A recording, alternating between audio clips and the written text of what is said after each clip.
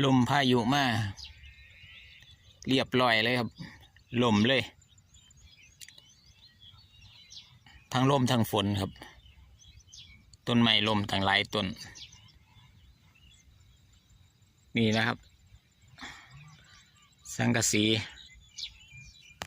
ออกหลากหลาย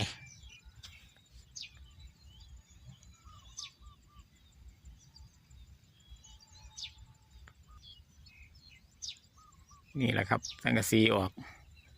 ห้องหน้าทงนี่ครับแมนเลยของงัวเพิ่นนะครับของงัวเพิ่นออกหมดเลยนี่สังกะสีพิ้งอยู่ต้นไม้นี่ก็แมนที่ผมเก็บไปไว้เสียหายหลายครับ